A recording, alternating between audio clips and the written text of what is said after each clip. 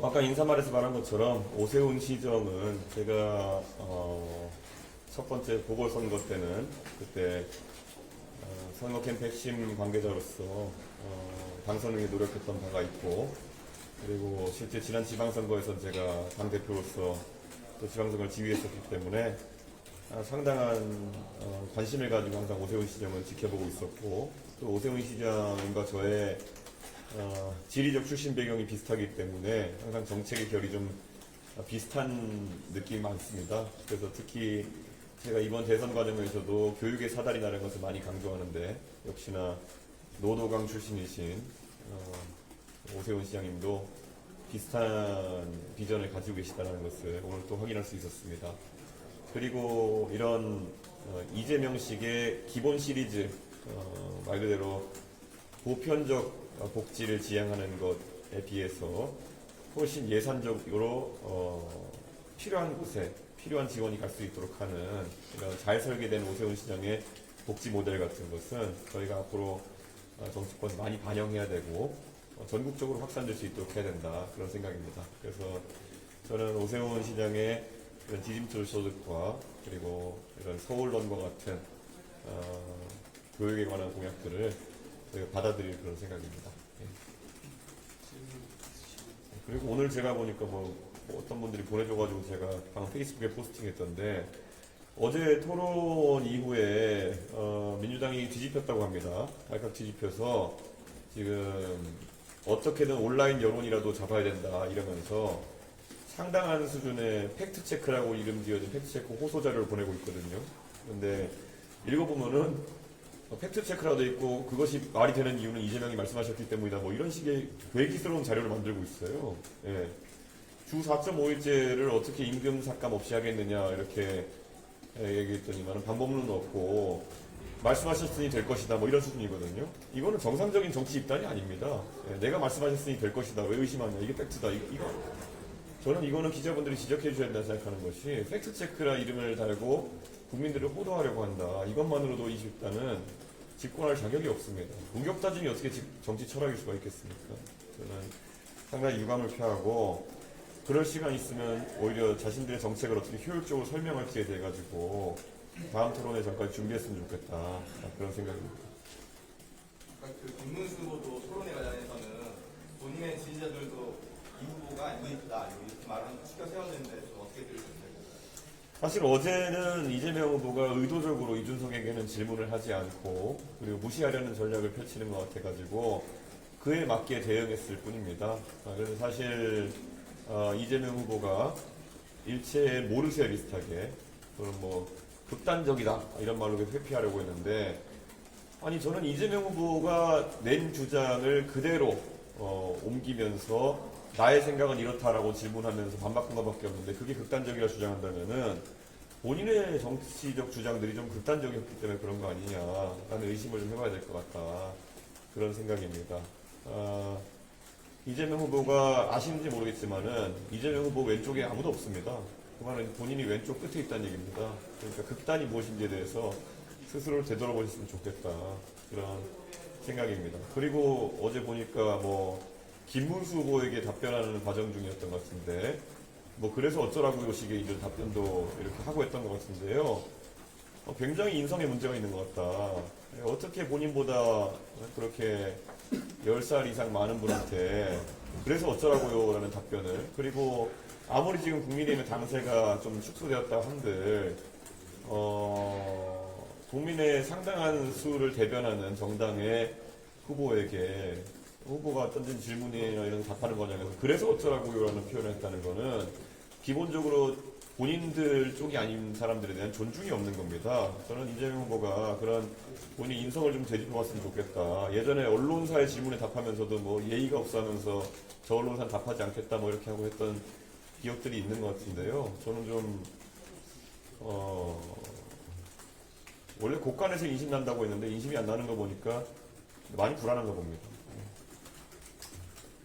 아까 김문수 후보님께서 이제 후보님하고 국민의힘 대표가 밖에 나가서 고생하고 있다면서라고 그걸 보내셨는데 좀 어떻게 반응하시는지. 요즘은 당연한 말씀을 하시는 것들이 왜 이렇게 새롭게 느껴지느냐라는 생각이 들 정도로 좀 이상한 상황입니다. 지난 한 3년 동안에 오히려 제가 아주 큰 성과를 내놓은 직후에는 저 인간 때문에 표 떨어진다고 하면서 내쫓더니만은 요즘 돼가지고는 다른 소리 하는 거 보니까 환절기인가 봅니다. 그런데 뭐 제가 봤을 때는 그렇다고 해가지고 지금 제 정치적 입장이 달라질 것은 없다, 이렇게 말씀드릴 수 있을 것 같습니다. 오늘 어제 안철수 의원님께서 이제 좀 시자 단일화 얘기를 하셨고, 안 의원님이 저번에 경선 출마하실 때 광화문에서 이제 출마 선언하셨잖아요. 네.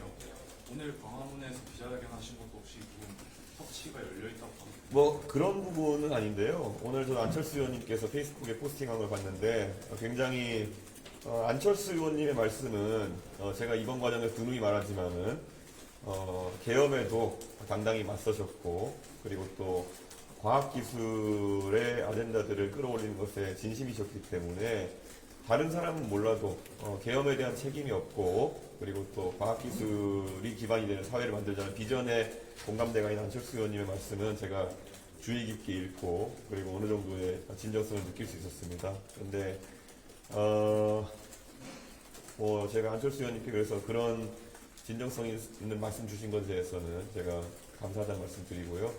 하지만 저희가 그런 주장을 지금 단계에서 받아들이기는 좀 어려울 것 같다. 하지만 안철수 의원님께서 말씀하신 것처럼 이재명 후보의 그런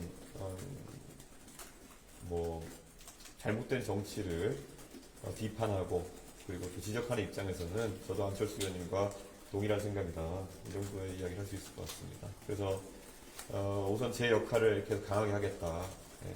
안철수 의원님도 워낙 또 어제 논제들 중에서 이재명 후보의 그런 산업이나 특히 IT, AI에 대한 아주 얕은 지식이나 얕은 이해가 또 드러났기 때문에 또 안철수 의원님께서 전문가로서 그런 이재명 후보의 가면을 벗겨내는데 도와주신다면은 그게 바로 안철수 의원님 말하는 그런 힘을 합하는 모습이 아닐까, 그런 생각을 합니다. 그래서 저는 사실 저도 제가 아는 지식의 선에서 그런 이재명 후보의 무지성을 좀 비판하고 있지만은 안철수 의원님께서 여러 가지 방법을 힘을 보태주시면은 참 감사할 것 같다, 그런 생각을 합니다. 예. 오늘 토론회 전에 오 시장이랑 세 분에서 이야기를 나누신 것 같은데 네. 어떤 이야기를 나누셨나요? 사실 오세훈 시장님 입장에서는 방금 주제로 이제 논의되지만은 이번 선거에서 양극화의 문제라든지 아니면 또 이런 교육의 문제라든지 이런 것들이 좀 덜 다뤄지는 것에 대해서 좀 아쉬움을 갖고 계신 그런 느낌이었습니다. 아무래도 당신께서 만약 대선에 나오셨다면은 좀 그런 부분을 중심으로 해서 대한민국의 민생이 좀 화두에 올라오지 않았을까 하는 아쉬움이 있으셨던 것 같습니다. 그래서 오늘 토론을 통해 가지고 또 저는 적어도 이런 문제를 예정된 사회 토론에서 더 적극적으로 다룰 수 있도록 하겠다, 그런 생각을 갖고 있습니다.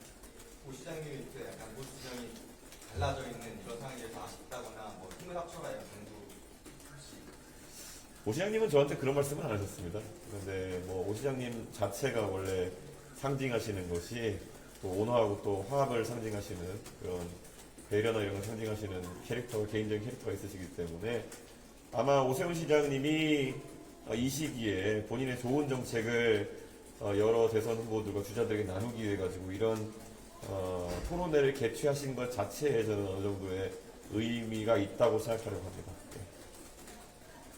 예. 어제 토론에서 이재명 후보의 호텔 경제론에 대해서 좀 제대로 발언을 끝까지 다 못하신 것 같은데 네. 그거에 대해서 그러니까 호텔 경제론이라는 것이 사실 몇 년 전에 이재명 후보가 뭐 유튜브 영상을 통해서 본인이 경제를 가르쳐 주겠다는 듯이 이것이 경제입니다라고 하면서 이제 설명하신 거거든요. 그런데 이게 뭐 사실 어제도 제가 그래서 뭘 염두에 두고 이런 괴짜 경쟁을 하는지 몰라가지고 제가 케인지언 승수 효과냐 물어봤더니 또 그게 맞다 그러시더라고요. 근데 케인지언 승수 효과에 따르면은 저런 식으로 무한동력처럼 10만 원이 계속 도는 형태는 말이 안 되는 거거든요. 그러니까 정확히 뭘 하는지도 모르고 주장하시기 때문에 이건 참 지적하기도 어렵다. 어디서 케인지언 승수 효과 주어 들으신 다음에 정부 지출이 어떻게 승수 효과를 일으키는가에 대해 설명하신다면은 저것도 말이 안 되고, 또 그래서 이게 자꾸 지적을 받으니까 그저께인가요? 그 3일 전인가요? 유세차에 올라가시고는 또다시 내가 경제를 가르쳐줄게 이런 식으로 가가지고 뭐 외상값을 갚는다 모델로 바꾸셨거든요. 서로가 서로의 외상값을 갚고 뭐 이런 식으로 가셨는데 이거는 더 근본이 없는 얘기 같은 상황이 돼버리는 겁니다. 이렇게 그냥 이 모델이 동작 안 하는 가장 큰 이유 중에 하나는 뭐냐면은 외상값을 갚거나 아니면 물건을 산다 해가지고 그 다음 사람이 사고 외상값을 갚는다는 보장이 없습니다. 그렇기 때문에 이런 무한동력식으로 설계된 이재명 후보의 호텔 경제학이라고 하는 것은 사실 도대체 누구에게 공감을 사려고 이런 걸 만든 거냐. 제가 그래서 어제서 딱 그 모순점을 얘기하지 않았습니까? 만약에 이런 식으로 돈이 돌아서 활기가 생겨서 뭐 경제를 성장시킬 수 있다, 경제가 아니면은 활기를 찾을 수 있다 이런 거라면은 아니 뭐 법인카드 들고 와가지고 계속 소고기 샀다가 취소하고 이러면 되는 거냐? 진짜 이건 말이 안 되는 거라 가지고 저도 경제학에 대한 지식이 제한적이긴 하지만은 오히려 이재명 후보가 그래서 좀 제가 모르는 부분이 있나 해가지고 상수해 달라고 제가 기회를 드린 건데 저한테 억지로 이렇게 막 계속 얘기하시니까 좀 당황스럽습니다. 그리고 어제 팩트체크 자료 이제 남발하던데 그런 식으로 온라인으로 우격다짐 해가지고 될 수 있는가 궁금합니다. 제가 그 팩트체크라고 만드신 것들 그 판넬을 또 들고 나와가지고 이거 팩트체크가 된다고 생각하시냐 다음 토론에서 물어볼 수도 있습니다. 조심하시기 바랍니다. 오늘 김문수 후보가 공개적으로 사실 러브콜을 보내셨는데 네. 단일화 입장은 장난 없으신가요? 뭐 러브코리아 증가가 굉장히 많았지만은 저는 제가 거기다 일관되게 제가 그것에 동의하거나 참여할 수 없는 이유를 밝혀왔고요. 저는 뭐 전체적으로 김문수 후보님은 좀 안타깝긴 합니다. 왜냐하면은 정치의 영역에서 이제 사실 국민의힘의 영역에서 오랜 기간 벗어나 계셨던 분이고 그러다 보니까 윤석열 정부의 장관을 지내시긴 했지만은 그 당내 권력 투쟁에서는 상대적으로 또 책임이 적으신 분이었거든요.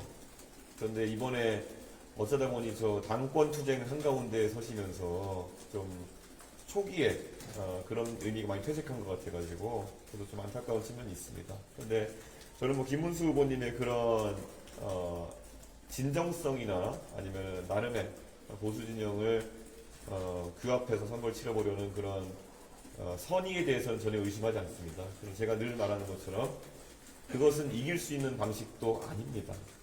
제가 생각했을 때는. 그렇기 때문에 저는 그런 단일화 논의 자체에는 전혀 관심이 없습니다. 예, 여기까지 하겠습니다. 감사합니다.